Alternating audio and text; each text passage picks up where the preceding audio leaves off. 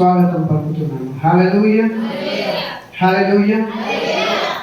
ఈరోజు దేవుడు మనతో మాట్లాడబోతున్నటువంటి మాటల్ని శ్రద్ధగా దయచేసి గమనిస్తూ కూర్చున్న ప్రియులారా, యోబు గ్రంథంలో నుండి 9వ అధ్యాయం 25వ వచనం.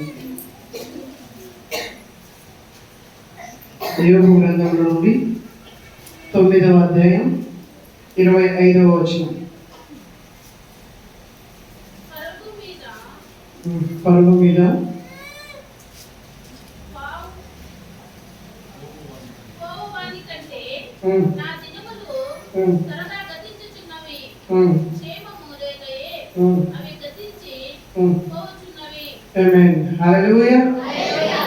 పరిగెత్తే వాని కంటే నా దినములు త్వరగా పరిగెడుతున్నవి, క్షేమము లేకయే అవి గతించుచున్నవి. హల్లెలూయా.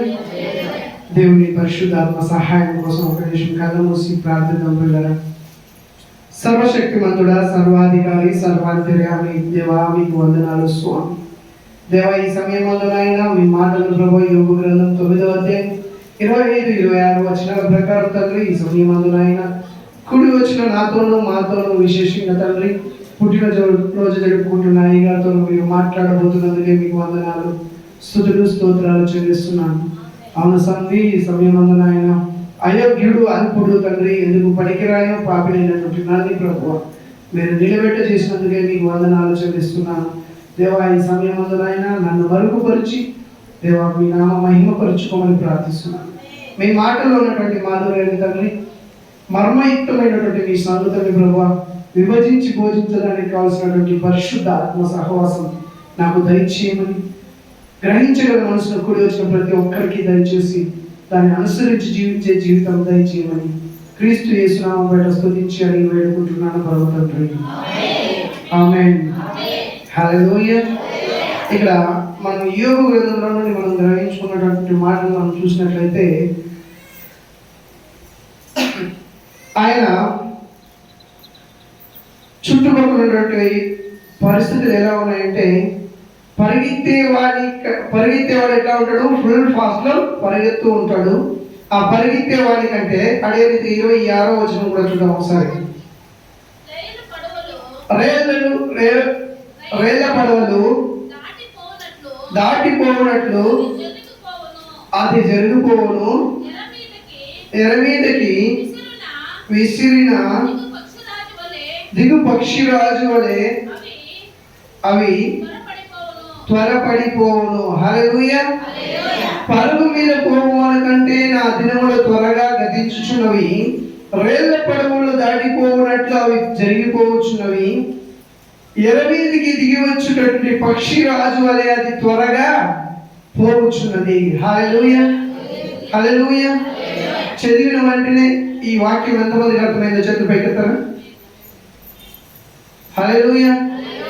వాక్యం అర్థమైంది అనే వాళ్ళు చేతులు పైకెత్తండి. హల్లెలూయా. ఎందుకంటే ఆయన దినాలు ఉన్నాయి కదా, ఆ దినాలు ఆయన జీవిత కాలం ఎలా పరిగెడుతుందంటే, ఎలా వెళ్ళిపోతుందంటే, ఫాస్ట్ గా పరిగెత్తే వారి కంటే కూడా ఈయన జీవితం లాస్ట్ గా వెళ్ళిపోతా ఉందంట, ఫాస్ట్ గా వెళ్ళిపోతా ఉంది. రైళ్ల పడవలు అంటే సముద్రంలో పడవలు ఫాస్ట్ గా పోయినట్లు ఫాస్ట్ గా వెళ్ళిపోతా ఉందంట. ఆకాశంలో గద్ద కింద ఉన్నటువంటి ఎర్రని చూస్తే ఏ రీతిగా జూ అని వచ్చి ఎత్తుకెళ్తాదో ఆ రీతిగా ఆయన జీవితం, ఆయన వయస్సు, ఆయన ఆయుష్ వెళ్ళిపోతా ఉంది అని యోబు కర్త చెప్తున్నాడు. హల్లెలూయా. అంతతో ఆయన బాధ లేదు, కానీ 25వ వచనం సెకండ్ హాఫ్ చూసినట్లయితే ఆయన ఎందుకు బాధపడుతున్నాడో మనకు తెలుస్తుంది. క్షేమము లేకయే అవి గతించిపోవచ్చున్నవి. ఎందుకు బాధపడుతున్నాడు అంత ఫాస్ట్ గా? ఆయన ఆయుష్ వెళ్ళిపోతా ఉండడానికి బాధ లేదంట. క్షేమం లేకయే, ఆశీర్వాదం లేకయే ఈ దినాన్ని ఇట్లా గతించిపోతా ఉన్నాయి అని చెప్పి ఆయన బాధపడుతున్నాడట. హల్లెలూయా, హల్లెలూయా. ఇక్కడ కూర్చున్నటువంటి నీకు నాకు ఎంతమందికి బాధ కలిగి ఉంది పిల్లరా? నేను దేవుడిని నమ్ముకుని 2 సంవత్సరాలు అయింది, నేను దేవుడిలో ఎదుగుతున్నటువంటి పరిస్థితి ఇలానే ఉంది, నేనేమి చేయలేకపోతున్నాను అనేటువంటి బాధ ఎంతమందికి కలుగుతా ఉంది వాక్యం అయినట్లయితే చదువుపైకి నిజంగా కలుగుతా ఉంటే మాత్రం హల్లెలూయా. ఎందుకంటే యోబు బాధపడుతున్నటువంటి సందర్భం ఏమన్నట్లయితే ఆయనకి క్షేమం అనేది ఏమీ లేదు అని చెప్పి, ఇంత నా వయసు అంతా వెళ్ళిపోతుంది అని చెప్పి బాధపడుతున్నాడు. ఎందుకంటే సమృద్ధి లేదు, ఆశీర్వాదం లేదు అని చెప్పి. హల్లెలూయా. ఇక్కడ కూర్చున్నటువంటి అయ్యగారు కూడా నా పుట్టినరోజు ఈరోజు, నా సంవత్సరాలు 50 సంవత్సరాలు 51 సంవత్సరం నిండు వెళ్ళిపోయింది, నేనేమి క్షేమం లేదు, ఆశీర్వాదం లేదు అని బాధపడుతూ ఉన్నట్లయితే, ఇక్కడ కూడొచ్చినటువంటి మనలో ఎవరైనా అలాంటి బాధ ఉన్నా, ఒకవేళ అలాంటి బాధ లేకపోతే దయచేసి బాధను తెచ్చుకోండి. అలాంటి బాధ ఖచ్చితంగా ఉండాలి. హల్లెలూయా. ఇలాంటి బాధ ఉన్నప్పుడు దైవ సేవకుడితో దేవుడు మాట్లాడాలనుకుంటున్నటువంటి మాటలు, ఆ ఆశీర్వాదం, ఆ ఆయుష్, ఆ ఆశీర్వాదం ఎలా నేను పొందుకోలేకపోయాను అన్నటువంటి విషయాన్ని మనం చూసినట్లయితే 6 విషయాలు మనం ఈరోజు ధ్యానించుకోబోతున్నాం. ఆ 6 విషయాల ద్వారా మనల్ని మనం పరీక్షించుకోవాలి. ప్రియులుగా, మన ఆయుష్ తగ్గిపోతుంది కదా, ఈ 6 విషయాల్లో మనం కరెక్ట్గా తూగుతున్నామా, తూగు వేస్తే కరెక్ట్గా తూగుతున్నామా అని పరిశీలించుకున్నప్పుడు అది కృంగుదల లేదా నింపుదల, సంతోషం అనేది మనము తెలుసుకోగలుగుతాం. జకర్యా పుస్తకంలో నుండి లూకా సువార్త 19వ అధ్యాయం 4వ వచనం. లూకా సువార్త 19వ అధ్యాయం 4వ వచనం. అప్పుడు యేసు ఆ త్రోవను రానయ్యుండెను గనుక అతడు ముందుగా పరిగెత్తి ఆయనను చూచుటకు ఒక మేడి చెట్టు ఎక్కెను. ఆమేన్. హల్లెలూయా. ఇక్కడ ఈ సందర్భం ఏమైనట్లయితే, జకర్యా అనేటువంటి వ్యక్తి ఉన్నాడు. ఆయన ఏం చేస్తున్నాడంటే యేసు ప్రభువుని చూడాలని పరిగెత్తుకుంటూ వెళ్ళి ఒక మేడి చెట్టును ఎక్కాడు. హల్లెలూయా. ఎందుకోసం వెళ్తున్నాడు ఆయన? యేసు ప్రభువుని చూడాలని. హల్లెలూయా. అందుకోసం ఆయన పరిగెట్టి మేడి చెట్టుకి కూర్చున్నాడు. ఒకటి గమనించినట్లయితే, ప్రతి క్రైస్తవుడు యేసుక్రీస్తుని చూడాలని, యేసుక్రీస్తుని చేరాలని, యేసుక్రీస్తుని సొంత రక్షకుడిగా అంగీకరించాలని పరిగెడుతూ ఉండాలి. హల్లెలూయా. ఆ పరుగు క్రీస్తు వైపు మాత్రమే ఉండాలి, క్రీస్తును దర్శించాలని ఉండాలి, క్రీస్తుని అంగీకరించాలని, క్రీస్తును స్వీకరించాలనేటువంటి రీతిగా పరిగెత్తున్నాడు. ఇక్కడ జకర్యా అందుకోసమే పరిగెడుతున్నాడు. వాళ్ళు వీళ్ళు చెప్పినారు, యేసుక్రీస్తు అనేటువంటి వ్యక్తి ఉన్నాడు, అతను గొప్పగా ప్రసంగిస్తున్నాడు, గొప్ప అద్భుత కార్యాలు చేస్తున్నాడు, మహత్కార్యాలు చేస్తున్నాడని వాళ్ళ దగ్గర విన్నాడు.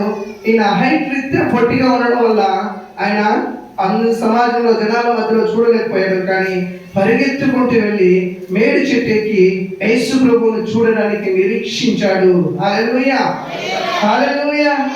దైవ సేవకుడు మన మధ్యలో ఇప్పుడు కృంగిపోవాల్సిన అవసరం లేదు. ఎందుకంటే నేను ఇంత ప్రయాసపడ్డాను, నా వయసు ఇంత ఎక్కువైపోతుంది, నేనేమి కృపాక్షేమం నాకు లేదు అని ఆలోచించాల్సిన అవసరం లేదు. ఎందుకంటే ఆయన జకర్యా లాగా యేసుక్రీస్తు నిమిత్తం ఆయనకున్నటువంటి సర్వాన్ని వదిలి దేవుని సన్నిధిలో ఆయన గడపడానికి యేసుక్రీస్తుని సొంత రక్షకుడిగా అంగీకరించాడు. కాబట్టి ఆయన జీవితం ధన్యమైంది. హల్లెలూయా. హల్లెలూయా. ఆయనకి కృప లేకపోవచ్చు, ఈ లోకానుసారమైనటువంటి క్షేమం లేకపోవచ్చు, ఆశీర్వాదం లేకపోవచ్చు, అభివృద్ధి లేకపోవచ్చు, కానీ యేసుక్రీస్తు కోసం ఆయన పరిగెత్తిన ఆ పరుగు ఆయన జీవితాన్ని మార్చబోతుంది. జకర్యా అదే రీతిగా పరిగెత్తాడు. యేసుక్రీస్తు ఆయన్ని ప్రత్యేకించి పేరు పెట్టి పిలిచి శ్రద్ధ చూపించాడు. ఆ శ్రద్ధ చూపించడం వల్ల ఆయనకు వచ్చినటువంటి లాభం ఏమైనట్లయితే, జకర్యా, నేడు నీకు నీ కుటుంబంకు రక్షణ కలిగినది. హల్లెలూయా. ఒకసారి చెప్పండి. హల్లెలూయా. జకర్యా పరిగెత్తుకుంటూ యేసుక్రీస్తుని చూడాలని ఆశపడడం వల్ల, తుష్టపడడం వల్ల ఆయనకి, ఆయన కుటుంబానికి రక్షణ వచ్చింది. హల్లెలూయా. హల్లెలూయా. సో అయ్యో నాకేమి ఆశీర్వాదం నేను ఫీల్ అవ్వాల్సిన అవసరం లేదు. ఆయనకి, ఆయన కుటుంబానికి గొప్ప దేవుని రక్షణ వచ్చి ఉన్నది. హల్లెలూయా. రెండోదిగా మనం గమనించుకున్నట్లయితే ఆదికాండం 39వ అధ్యాయం 12వ వచనం. ఆదికాండం 39వ అధ్యాయం 12వ వచనం. అప్పుడు ఆమె అతని వస్త్రము పట్టుకొని తనతో శయనింపమని చెప్పగా అతడు తన వస్త్రమును ఆమె చేతిలో విడిచిపెట్టి దర్శించుకొని బయటికి పారిపోయెను. ఆమేన్, హల్లెలూయా. ఈ సందర్భంలో ఏమంటే యేసును రాణి అయినటువంటి ఆమె బలవంతపరిచినప్పుడు ఆ పాపము నుండి ఆయన పారిపోయాడు, పరిగెత్తాడు అని మనం గమనిస్తాం. హల్లెలూయా.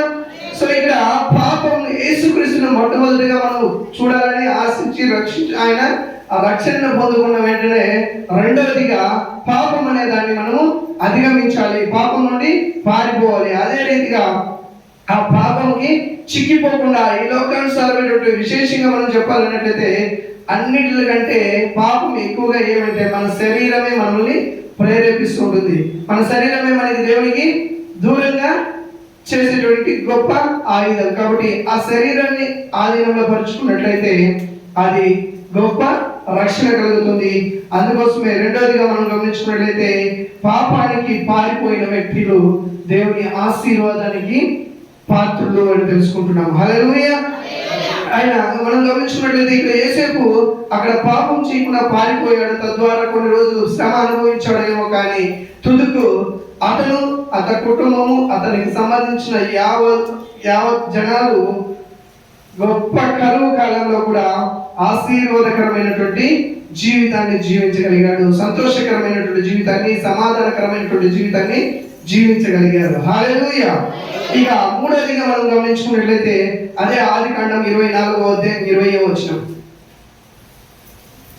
ఆదికాండం 24వ అధ్యాయం త్వరగా గాడిలో తన కడవ కుమ్మరించి తిరిగి చేరుటకు ఆ బావికి పరిగెత్తు ఎత్తుకొని పోయి అతని ఒంటెల అన్నిటికీ నీళ్లు చేదిపోసెను. హల్లెలూయా. ఇక్కడ సందర్భం ఏమైనట్లయితే రిబ్కా అనేటువంటి ఒక స్త్రీ అక్కడ ఉన్నటువంటి పశు సంపదకు, అక్కడ ఉన్నటువంటి ఎలియేజరుకు, వారందరికీ దాహం వేస్తున్న సందర్భంలో ఆ దాహాన్ని తీర్చడానికి ఆమె ఎక్కువ వేగపడింది, ఆతృత పడింది. ఏ రీతిగా అంటే కుండలో ఉన్నటువంటి నీళ్లను పోసి మళ్ళీ ఆ కుండలో ఉన్నటువంటి నీళ్ళని చేరడానికి ఆతృత పడుతూ ఉండింది. హల్లెలూయా. ఇక్కడ మనకు సాదృశ్యంగా నీరు దేనికి సాదృశ్యం ప్రియులరా? ఆల్రెడీ లాస్ట్ నేను మెసేజ్ చెప్పినప్పుడు మనం మాట్లాడుకున్నాం. నీరు దేనికి సాదృశ్యం? కొంచెం జోరుగా. హల్లెలూయా. దేవుని వాక్యానికి నీరు సాదృశ్యం. మనకి నీళ్ళు ఎందుకు ఉపయోగిస్తాం? మనము తాగడానికి, పాత్రలు కడగడానికి. హల్లెలూయా. అవును ప్రియులరా, నీరు మనకి ప్రాణ ఆధారం. వంట చేసుకోవాలన్నా నీళ్ళు కావాలి, మనకి దాహం తీర్చుకోవాలన్నా నీళ్ళు కావాలి, ముఖ్యంగా ప్రతిదీ శుభ్రపరచుకోవడానికి నీళ్ళు కావాలి. హల్లెలూయా. అన్ని పరిశుద్ధపరచుకోవడానికి ఏం కావాలి? నీళ్ళు కావాలి. ప్రతి క్రైస్తవ జీవితంలోనూ ఆయన బతకాలంటే దేవుని వాక్యం కావాలి, ఇతరులకి బతికించాలంటే దేవుని వాక్యం కావాలి, తను తాను శుద్ధి చేసుకోవాలంటే దేవుని వాక్యం కావాలి, ఇంకొకరిని శుద్ధి పరచాలంటే దేవుని వాక్యం కావాలి. హల్లెలూయా. క్రైస్తవ జీవితంలో మొదట రెండు ఎంత ఇంపార్టెంటో, ఒకటి క్రీస్తుని అంగీకరించడం ఎంత ఇంపార్టెంటో, రెండోది పరిశుద్ధతగా జీవించడం ఎంత ఇంపార్టెంటో, మూడోదిగా దేవుని వాక్యాన్ని వినడము, గ్రహించడము, దాన్ని నేర్చుకోవడము, దాన్ని ధ్యానించడము, దానికోసం ప్రయాసపడడం, దాన్ని అభ్యసించడము అంతే ఇంపార్టెంట్ బిడ్డరా. హల్లెలూయా. మనం మూడుగా గమనించుకున్నట్లయితే మొదటి దీంతో యేసుక్రీస్తుని అంగీకరించి దేవుని రాజ్యంలో వారసత్వం పొందుకున్నటువంటి అయ్యగారు ధన్యుడయ్యాడు. రెండోది పాపి జీవితాన్ని విడిచిపెట్టి పారిపోయి ములబాగల పట్టణానికి వచ్చి దేవుని ధన్యతను పొందుకున్నాడు. మూడవదిగా పరిశుద్ధమైనటువంటి దేవుని వాక్యాన్ని మీ అందరికీ, నీకి, నాకు, అందరికీ పంచడానికి ఆయన ఆతృత పడుతున్నాడు, తాపత్రయం పడుతున్నాడు. కాబట్టి ఆయన జీవితం ధన్యతమైనది. హల్లెలూయా. హల్లెలూయా. ఇక నాలుగవదిగా మనం గమనించుకున్నట్లయితే సంఖ్యాకాండము 16వ అధ్యాయం 47వ వచనం. సంఖ్యాకాండము 16వ అధ్యాయం. మోషే చెప్పినట్లు వాటిని తీసుకొని సమాజ మధ్యమునకు పరిగెత్తిపోయినప్పుడు తెగులు జనులలో మొదలుపెట్టి ఉండెను. కాగా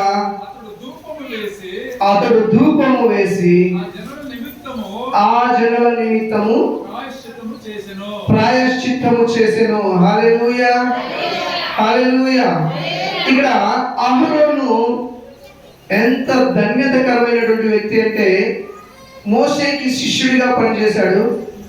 అయినా మోషే వెళ్ళలేని పాలు తేనెలు ప్రవహించే ప్రదేశానికి అహరోను వెళ్ళగలిగాడు. హల్లెలూయా. ఆయన ఆ యోగ్యత ఎలా పొందుకున్నాడు అన్నట్లయితే, ఇజ్రాయేల్ ప్రజలంతా దేవునికి విరోధంగా పాపము చేసి శాపగ్రస్తులై మరణానికి పాత్రులై ఉన్నారు.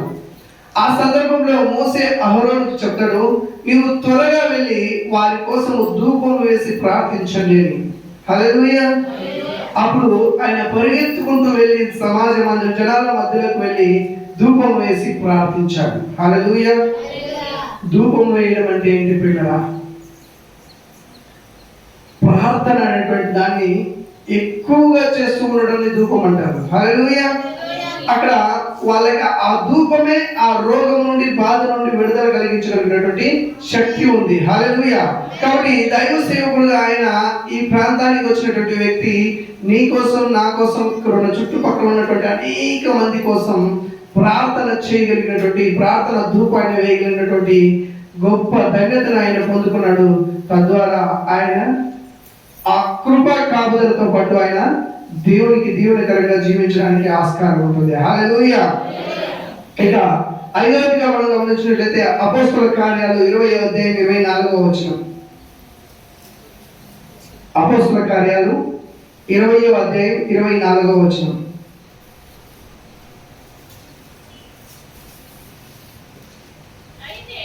అయితే దేవుని కృప సువార్తను గురించి సాక్ష్యం ఇచ్చుటయందు నా పరుగును నేను ప్రభువైన యేసు వలన పొందిన పరిచర్యను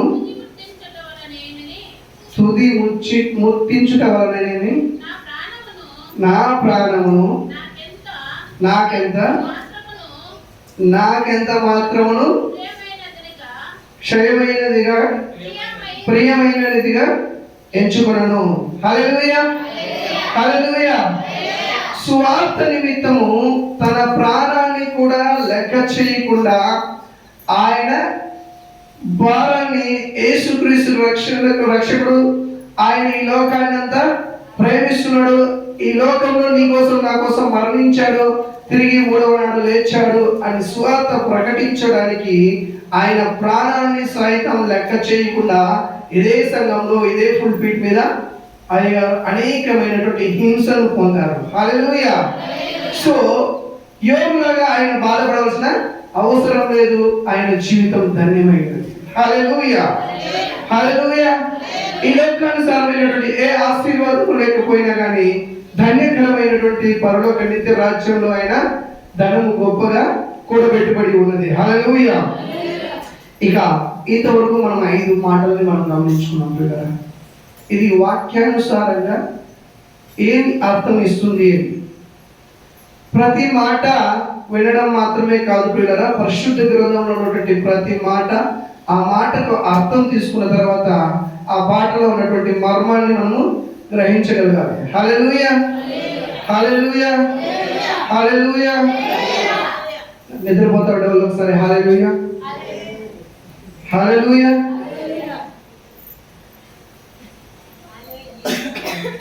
ఆ మాటల్ని మనం గ్రహించగలగాలి. దాంతో ఉన్నటువంటి మర్మం మనం తెలుసుకోగలగాలి. అప్పుడే ఆ మాటలకు విలువ.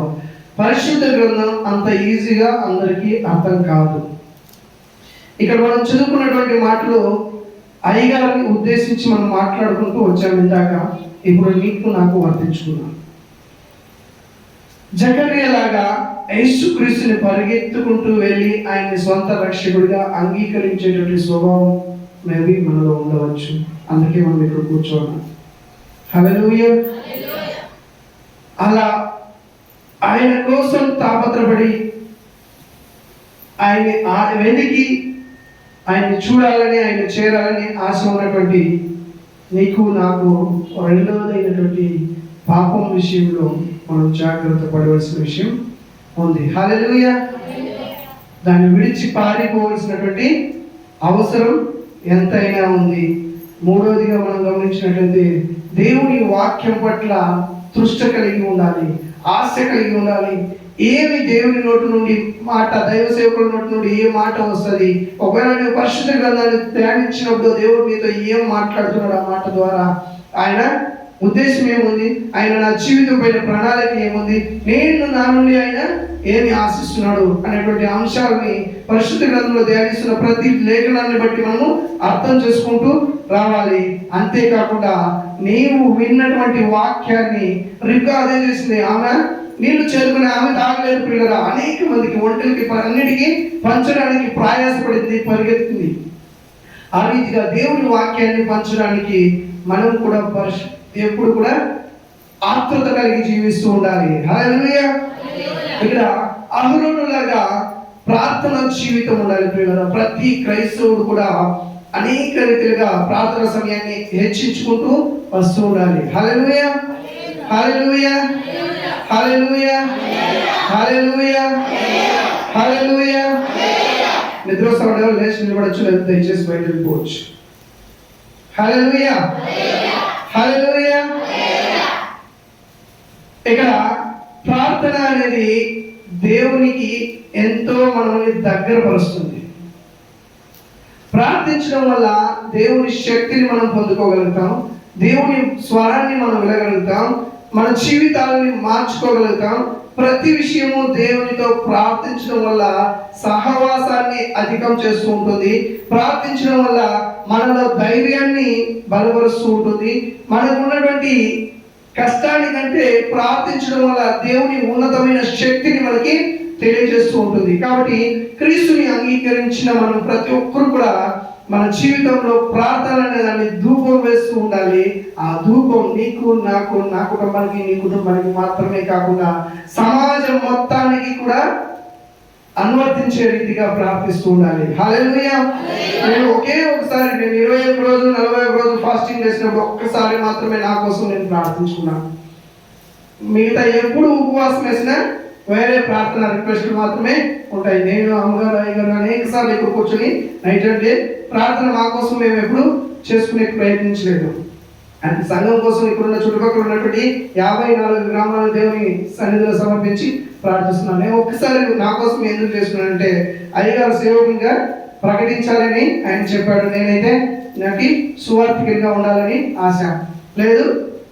నువ్వు ఉండాలి సేవకునిగా, నిన్ను ప్రతిష్ఠితాము, దేవుడు పిలుపుంది, దేవుడు నాతో మాట్లాడాలని అయ్యగారు చెప్పినప్పుడు తర్వాత నేను కూడా ఉపవాసం ఉండి దేవుని సన్నిధిలో నా కోసం నేను ప్రార్థించుకున్నది అది ఒకటి. హల్లెలూయా.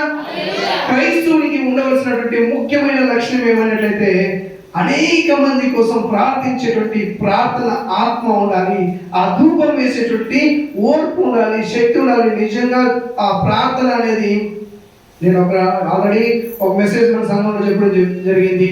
అంత్యకాలంలో అపవాది ప్రతి ఒక్క క్రైస్తవుని వాడుకున్నటువంటి గొప్ప ఆయుధం ఏమన్నట్లయితే నిన్ను ప్రార్థన చేయకుండా స్టాప్ చేసేయగలిగినటువంటి శక్తి. హల్లెలూయా. ప్రార్థన చేయకుండా నిన్ను అపవాది అడ్డుపడుతున్నాడు అన్నట్లయితే నిజంగా అది ఎంత శక్తి కలిగినది ఒకసారి గమనించండి ప్రియులారా. హల్లెలూయా. కాబట్టి అహరోనులాగా ధూపం వేయటువంటి ఆత్మ మనందరూ ప్రతి క్రైస్తవుడు ప్రయాసపడాలి. హల్లెలూయా. అదే రీతిగా అపోస్తుడైన పౌలుడు చెప్పిన రీతిగా ప్రతి క్రైస్తవుడు ఆయనకి ఇచ్చినటువంటి ప్రతి ఒక్కరికి ఒక్కొక్క పరిచర్య ఇచ్చి ఉండాలి.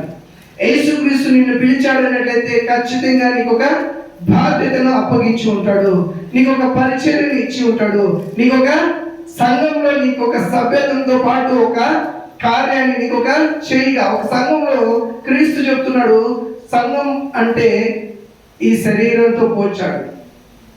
శరీరంతో పోల్చి శరీరం అంతా ఒకే ఒకటి అని చెప్పలేదు. చెయ్యి, కాలు, కన్ను, ముక్కు, నోరు, ఇలా అనేక భాగాలన్నీ ఉన్నాయి. ఈ భాగాలన్నీ కలిసి ఒక శరీరంగా ఏర్పడింది.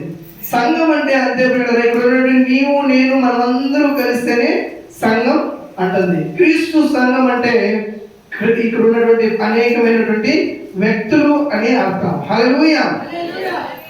కాబట్టి ఈ సంఘం ఈ శరీరంలో ఒక్కదానికి మాత్రమే పనిచి మిగతావన్నీ ఊరికే ఉంటుందా? శరీరంలో ప్రతి భాగము పనిచేస్తేనే శరీరం సజావుగా ఉండడానికి, సజావుగా సాగడానికి శరీరానికి ఒక అర్థం ఉంటుంది కదా. సో అట్లే క్రీస్తుని అంగీకరించిన ప్రతి ఒక్కరికి ఒక్కొక్క పరిచర్య దేవుడు అప్పగించి ఉంటాడు. అందు నిమిత్తమే నేను పిలిచి ఉన్నాడు, దాన్ని మర్చిపోవద్దండి. హల్లెలూయా, హల్లెలూయా. సో నీకున్నటువంటి పరిచర్యను నీవు తుది ముట్టించేంత వరకు, నీ ప్రాణం పోయేంతలోపు లేదా దేవుడి రాకడలోపు దాన్ని సక్రమంగా ఆయన ఇచ్చినటువంటి బాధ్యత ఏమి అన్న బాధ్యతను గ్రహించి దాన్ని నెరవేర్చడానికి అపోస్తలుడైన పౌలులాగా ప్రయాసపడాలి. హల్లెలూయా, హల్లెలూయా, హల్లెలూయా. సో ఈ రకంగా మనము వాక్యాన్ని మన జీవితాలకి అనువర్తించుకోవాలి. ఈ రీతిగా అనువర్తించుకున్నటువంటి నీకు నాకు దేవుడు ఎటువంటి ఆశీర్వాదాలను కుమ్మరించబోతున్నాడు. ఒకవేళ నువ్వు క్రీస్తుని అంగీకరించిన తర్వాత యోబులాగా నీవు ఫీల్ అవ్వాల్సిన అవసరం లేదు. ఇప్పుడు చదువుకున్నటువంటి 5 విలువ సక్రమంగా నువ్వు నెరవేర్తించినప్పుడు, ఈ 5 నువ్వు సక్రమంగా నెరవేర్తించలేదు అన్నట్లయితే నువ్వు ఖచ్చితంగా ఫీల్ అవ్వాల్సిందే.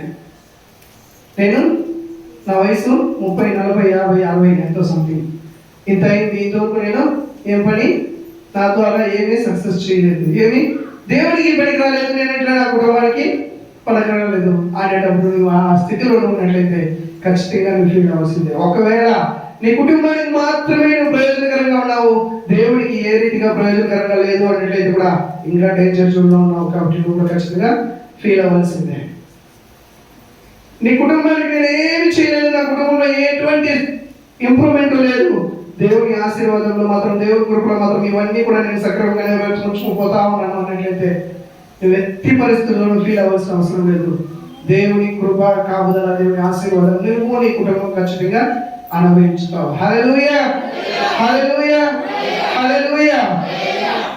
ఇక్కడ మనం చూసినట్లయితే ఈ 5 రకాలుగా మనం ఆశీర్వాదకరంగా జీవించినట్లయితే ఆ ఆశీర్వాదం ఏ రీతిగా మనం అనుభవించగలుగుతాము అనేటువంటి వాటిని మనం గమనించుకుంటూ వెళ్దాం.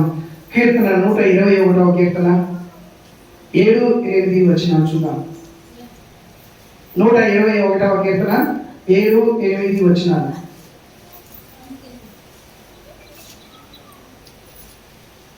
121వ కీర్తన 7, 8 వచనాలు. ఏ అపాయములు రాకుండా. హల్లెలూయా, హల్లెలూయా, హల్లెలూయా, హల్లెలూయా. నేను ఇక్కడే ఉన్నాను, ఒకసారి హల్లెలూయా చెప్తారా? హల్లెలూయా, హల్లెలూయా. ఎందుకు పదే హల్లెలూయా చెప్తామంటే మీరందరూ అలర్ట్ గా ఉంటారండి. హల్లెలూయా యాక్చువల్ గా మీరందరూ అలర్ట్ గా ఉండేదే కాదు, హల్లెలూయా అంటే దేవుని స్తుతించడి అని మనం వచ్చిన దానికోసం. ఎందుకోసం వచ్చినాము? మనం దేవుని స్తుతించడం కోసం వచ్చినాం. కాబట్టి హల్లెలూయా. 121వ కీర్తన 7, 8 వచనాలు. ఏ అపాయములు రాకుండా. ఏ అపాయములు రాకుండా. యెహోవా నిన్ను కాపాడును. యెహోవా నిన్ను కాపాడును. ఆయన నీ ప్రాణమును కాపాడును. ఆయన నీ ప్రాణమును కాపాడును. ఇది మొదలుకొని నిరంతరము నీ రాకపోకలయందు యెహోవా నిన్ను కాపాడును. ఆమేన్. చెప్పండి కూడా దేవుని మహిమపడతాం. హల్లెలూయా, హల్లెలూయా. విశేషంగా నాకు తెలిసి అయ్యగారితో ఉన్నటువంటి నా సంబంధాన్ని బట్టి ఈ నేను చదువుకున్నటువంటి 5లోనూ దేవుడు దైవదాసుడు సక్రమంగా నిర్వర్తిస్తూ వస్తున్నారు. కాబట్టి 121వ కీర్తన 7, 8 వచనాలు ఆయన అనుభవించదగుగాక. ఆమేన్. హల్లెలూయా, హల్లెలూయా. అదే రీతిగా ఈ 5లోనూ మనం కూడా ఆశీర్వాదం పొందడానికి కోసమే దేవుడు ఈ సమయం నీతో నాతో మాట్లాడుతున్నాడు పిల్లగా. హల్లెలూయా. దేవుడు నీతో నాతో ఎందుకు మాట్లాడుతున్నాడు అన్నట్లయితే ఇవన్నీ మనలో లేవు కాబట్టి మనతో మాట్లాడుతున్నాడు. హల్లెలూయా. నీకు కడుపు నింప ఉంది, ఆకలి లేదు, కడుపు నింప ఉంది అన్నట్లయితే నీకు అన్నం పైన ధ్యాసపోతున్నా. హల్లెలూయా. ధ్యాస పోతుందా? ఏమో మధ్యాహ్నం ఇంకో సాయంత్రం పోయితే చేసుకుంటాం. ఇప్పుడు కడుపు నింపు ఉండేటట్లయితే ఈ బ్రాహ్మణం తినాలని అనిపించదు. ఎందుకంటే ఆల్రెడీ ఉంది కాబట్టి. సో మనలో లేదు కాబట్టి దేవుడు మనతో మాట్లాడుతున్నాడు. హల్లెలూయా. కాబట్టి ఈ దేవుడు నాతో మాట్లాడుతున్నాడు అంగీకరించే వాళ్ళు 1 యోహాను 5వ అధ్యాయం 14వ వచనం. 1 యోహాను పత్రిక 5వ అధ్యాయం 14వ వచనం. మనము ఏమి అడిగినను ఆయన మన మనవి ఆలకించునని. ఆమేన్. ఆయన మన మనవి ఆలకించును. హల్లెలూయా. ఎప్పుడు ఆయన మన మనవి ఆలకించును అన్నట్లయితే, నేను ఇక్కడున్నాను, సురేష్ అన్న ముల్బాగల్లో ఉన్నాడు. నేను ఇక్కడి నుంచి ఆయనకి ఫోన్ చేసి మాట్లాడాలంటే మా మధ్యలో ఇద్దరి దగ్గర ఫోన్లు ఉన్నాయి. సిమ్ ఉంది, కరెన్సీ ఉంది, అంతా ఉంది. కానీ మా మధ్యలో మాటలు కట్ అయినాయి. ఎందుకు కట్ అయింటాయి? నెట్వర్క్ లేదు, సంబంధం లేదు, సత్సంబంధం లేదు. హల్లెలూయా.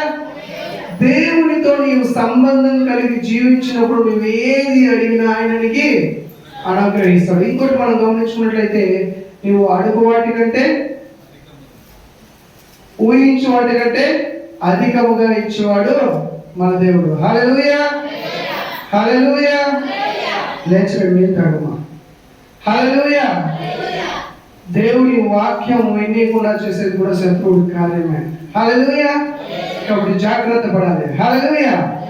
ఇక్కడ మనం అడిగేదానికంటే కూడా, మనం ఊహించేదానికంటే కూడా అధికంగా ఇస్తాడంట దేవుడు.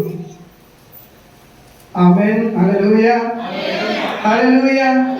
నువ్వు అడిగేదానికంటే ఎక్కువగా నువ్వు 10 రూపాయలు అడిగితే 1000 రూపాయలు ఇచ్చేటప్పుడు నువ్వు సంతోషంగా స్వీకరించాలని వద్దండి. హల్లెలూయా. హల్లెలూయా.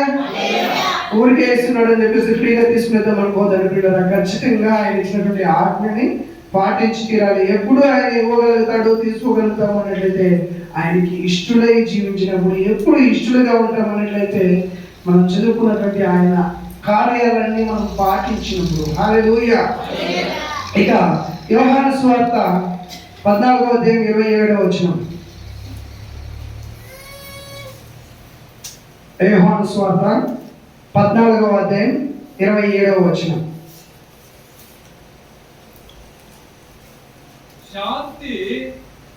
శాంతి మీకు అనుగ్రహించి వెళుచున్నాను, నా శాంతిని మీకు అనుగ్రహించుచున్నాను. హల్లెలూయా. హల్లెలూయా. హల్లెలూయా. వాక్యం వినగానే చెప్పట్లు కొడుతుంది నిజంగా ఈ వాక్యం. ఎందుకంటే శాంతి సమాధానం లేకుండా అనేకమైన మంది జీవిస్తున్నారు. దేవుడు ఖాళీ శాంతిని ఇస్తలేదు, ఆయనలో ఉన్నటువంటి శాంతిని మీకు ఇస్తున్నాడు, ఆయనలో ఉన్నటువంటి సమాధానాన్ని మీకు ఇస్తున్నాడు. హల్లెలూయా. ఆ సమాధానము, ఆ శాంతి మనం స్వీకరించాలనేటైతే, దేవునికి విధేయత కలిగి జీవించినప్పుడు ఆ శాంతి సమాధానము మన జీవితంలో తుంబి తులుపుతుంది పిల్లరా, నిండి పొర్లుతుంది పిల్లరా. హల్లెలూయా.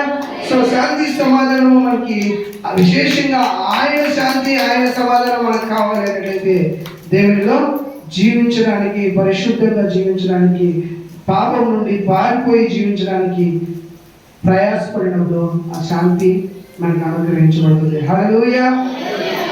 ప్రకటన గ్రంథం 21వ అధ్యాయం 4వ వచనం. ప్రకటన గ్రంథం 21వ అధ్యాయం 4వ వచనం. ఆయన వారి కన్నుల ప్రతి బాష్ప బిందువును తుడిచివేయును. ఆమేన్. ఆయన వారి కన్నులలో ప్రతి బాష్ప బిందువును తుడిచివేయును, మరియు మరణము ఇక ఉండదు, మరణము ఇక ఉండదు, దుఃఖమైనను ఏడ్పైనను వేదన అయినను ఇక ఉండదు. హల్లెలూయా. హల్లెలూయా. హల్లెలూయా. హల్లెలూయా. యేసుక్రీస్తు నామములో పైన ప్రతి వాగ్దానము ప్రతి ఒక్కరూ అనుభవించడానికి సిద్ధపాటు కలిగి జీవించాలి. హల్లెలూయా. నీ జీవితంలో, నా జీవితంలో ఇవన్నిటిని కూడా మనం అనుభవించడానికి ప్రయాసపడి యేసుక్రీస్తు ఈ సమయంలో మీతో మాట్లాడుతున్నటువంటి ప్రతి వాగ్దానము మీకోసం ఇవ్వడానికి ఆయన సిద్ధంగా ఉన్నాడు. నా కోసం ఇవ్వడానికి ఆయన ఎదురు చూస్తున్నాడు. హల్లెలూయా. వాటిని అన్నిటిని స్వీకరించాలి. అంతేకాకుండా మత్తయి సువార్త 28వ అధ్యాయం 20వ వచనం చూద్దాం.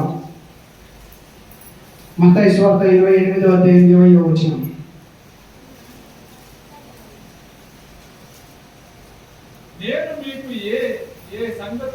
నేను మీకు ఏ ఏ సంగతులను ఆజ్ఞాపించుదునో వాటన్నిటిని గైకొనవలెనని వారికి బోధించుడి. హల్లెలూయా. హల్లెలూయా.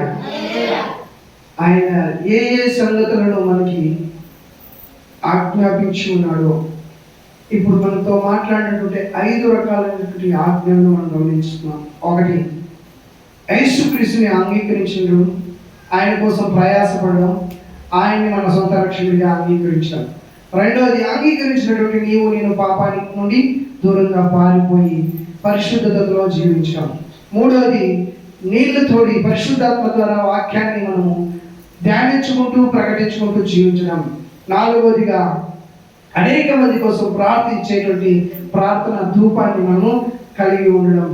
5వదిగా, ఆయన ఇచ్చినటువంటి పనిని పరిపూర్ణంగా సంఘంలో నీకు ఇచ్చినటువంటి పరిచయం ఏంటి, నీ వ్యక్తిగత జీవితంలో దేవుని ఉద్దేశం ఏంటి, వాటిని గ్రహించి వాటిని నెరవేర్చేటువంటి తృష్ట కలిగి, ఆతృత కలిగి, భారం కలిగి నేను జీవించాను. ఈ 5 ఆజ్ఞలను నీకు దేవుడు నీకు ఇచ్చాడో, ఈ ఆజ్ఞలను నీవు స్వీకరిస్తూ అనేక మందికి యుగ సమాప్తి వరకు నీవు బోధించాలి. హల్లెలూయా. హల్లెలూయా. నేను ఇప్పుడు మాట్లాడిన ప్రతి మాటలోనూ దేవుడు ఇచ్చినటువంటి ఆజ్ఞలను నేను ఖచ్చితంగా శిరహా వహిస్తాను.